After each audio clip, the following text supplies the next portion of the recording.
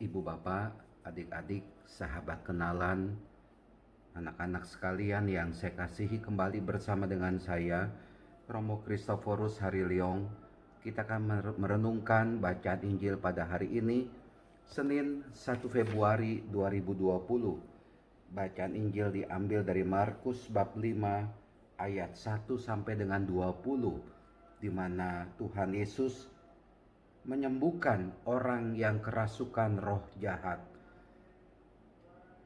Betapa Bapak Ibu saudara-saudari terkasih, kita bisa membayangkan kalau kita punya penyakit dan kita bisa sembuh dari sakit, kita bersyukur kepada Allah. Namun Bapak Ibu saudara-saudari yang terkasih, menurut saya yang penting adalah di satu pihak kita bersyukur kalau kita disembuhkan, mengalami kesembuhan. Dan saya melihat kesembuhan itu adalah campur tangan Tuhan kepada kita sekalian, pertolongan Tuhan kepada kita yang hadir lewat para dokter, para perawat yang mengobati kita sehingga kita bisa sembuh. Bisa sembuh dari COVID, bisa sembuh dari sakit jantung, bisa sembuh dari penyakit-penyakit yang lain. Kita bersyukur atas kebaikan Tuhan. Namun yang penting di sini juga, kalau kita mengalami sakit, yang penting adalah kita tetap punya iman kepada Tuhan Yesus. Jangan sampai tubuh kita yang digerogoti karena sakit membuat iman kita digerogoti juga. Artinya apa? Kita tidak percaya kepada Tuhan. Bisa saja demikian. Putus asa, kecewa, kenapa saya mengalami sakit seperti ini, di mana sakit itu mau kita tolak. Tapi yang penting adalah kita punya iman.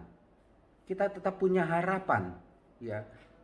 Memang dalam kehidupan ini ada hal-hal yang mau nggak mau harus kita terima, meskipun kita mau menolaknya. Salah satunya adalah sakit, menderita, susah, lalu nanti puncaknya adalah kematian. Tidak ada orang yang mau sakit, tidak ada orang yang mau menderita, tidak ada orang yang mau hidup kesusahan, bahkan tidak ada orang yang mau mati. Nggak ada itu. Tetapi itu semua akan kita hadapi. Sebagai manusia, kita harus sadar, saya juga sadar, bahwa bukan hanya hidup sehat yang saya alami, pun pula sekali waktu bila saya kena sakit, bila kita kena sakit, bila kita menderita sakit, itu pun harusnya membuat kita tetap kuat dalam iman setidaknya. Badan boleh rapuh karena penyakit, tapi iman saya, iman kita, iman Anda harusnya tetap kuat. Peristiwa penyembuhan, saya pikir mari kita kaitkan dengan iman. Harapan akan sembuh, mari kita kaitkan dengan iman. Maka dari itu Bapak Ibu saudara-saudari terkasih, sesuatu yang sederhana ketika saya sedang sakit, yang saya lakukan adalah mendengarkan lagu-lagu rohani lewat YouTube. Karena ketika saya mendengarkan lagu-lagu rohani, saya mendapatkan sapaan, sentuhan dari Tuhan. Ya tentu saja juga dengan doa atau juga rosario, silakan.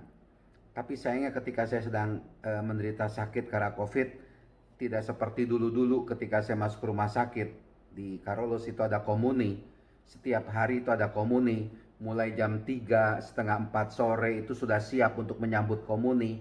Tapi kemarin memang agak susah, belum dipikirkan saya pikir ya, karena menyangkut protokol kesehatan juga. Tapi oke lah, yang penting adalah saya punya harapan. Dan ketika saya mendengarkan lagu-lagu rohani yang menguatkan, ya, membuat iman saya tumbuh, kepercayaan saya tumbuh, lalu akhirnya saya punya pendapat saya akan sembuh. Nah itulah dia, buah dari iman saya pikir. Tuhan tidak melupakan saya dan saya mendapatkan kekuatan dari Dia, kita pun akan mendapatkan kekuatan dari Dia.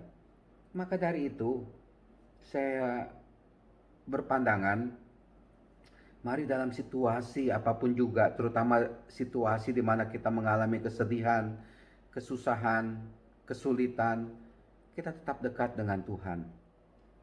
Tuhan pasti menolong saya. Pertolongan Tuhan itu pasti tercurah kepada Anda sekalian. Anda tidak akan dilupakan oleh Tuhan. Sekali lagi, iman tetap kuat. Kita tetap mau percaya kepada Tuhan Yesus. Itulah Dia mengalahkan sakit. Itulah Dia mengalahkan derita. Ya, maka dari itu, dalam situasi apapun juga, tetap percaya pada Tuhan Yesus. Tuhan Yesus menyembuhkan orang yang terbelenggu roh jahat itu dari dalam bacaan Injil. Sudah dirantai, sudah diikat. Ya, tapi ketika ketemu dengan Tuhan Yesus menyembuhkan orang yang kerasukan roh jahat. Ini mengatakan kepada kita, di dalam Tuhan Yesus ada kesembuhan. Di dalam Tuhan Yesus ada harapan. Di dalam Tuhan Yesus ada kekuatan.